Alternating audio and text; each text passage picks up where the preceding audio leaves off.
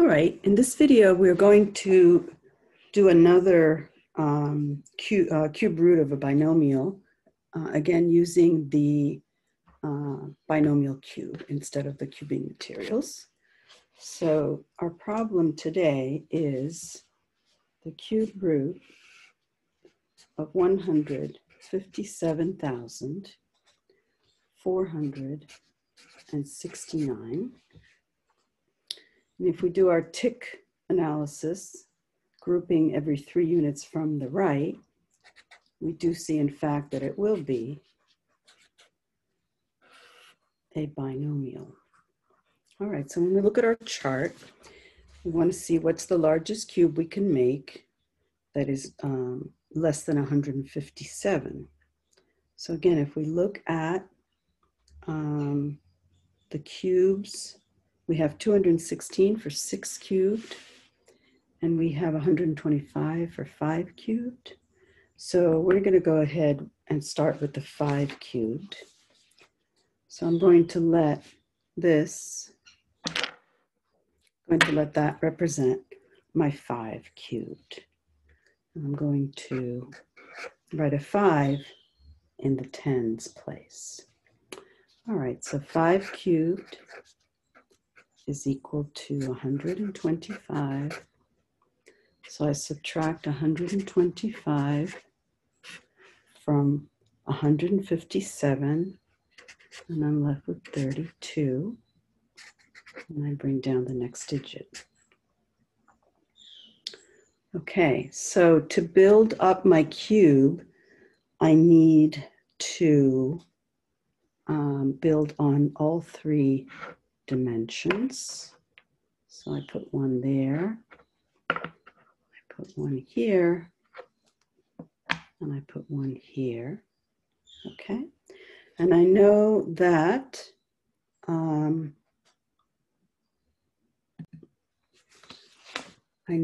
from looking at my chart that 5 squared times 3 is 75. So that's my 3n squared. Okay, so I'm going to write that down. I'm going to say 5 squared times 3 equals to 75. And if I take 324 and divide it by 75, I will know how much I'm building for the next cube. And that is equal to 4.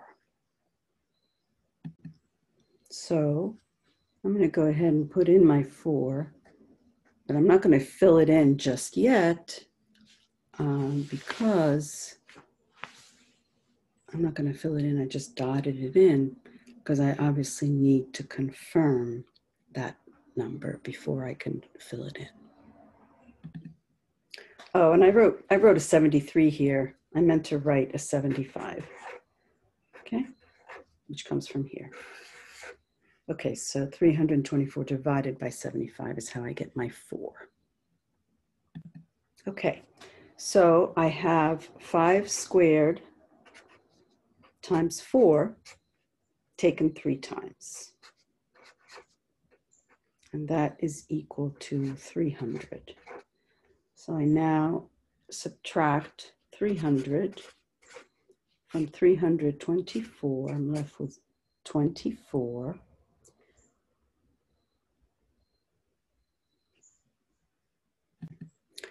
At this point, since I'm really done with my problem, I'm going to bring down both digits to give me 2469.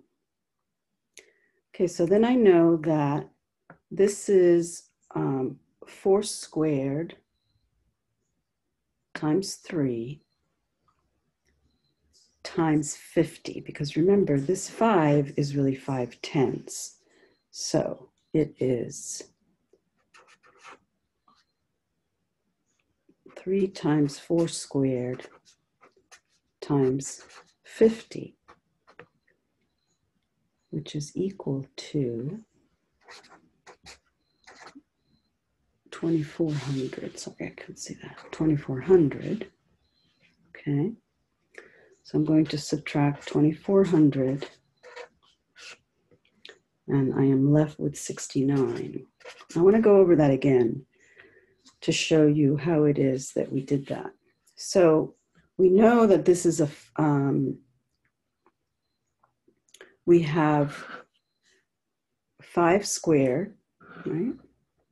5 squared taken 3 times. Oh, times 4, I'm sorry, that's how we got the 4. So we're really here. This is where we are right here. So we know that we have 4 squared taken 3 times 50, which is the 5 from here. Okay, the 5 from there.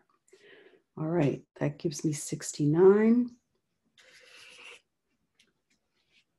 So let's go ahead and build that. So we actually have it.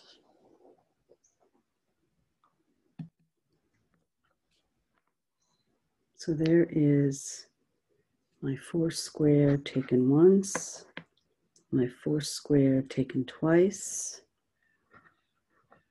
and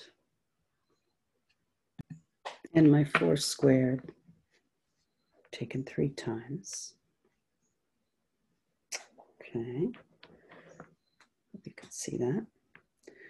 Okay, and all that's left now is my 4 cubed, which will go right there.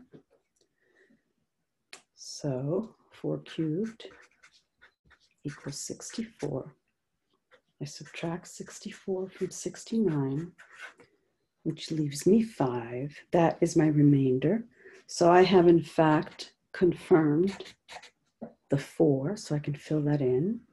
And my answer is 54 remainder 5.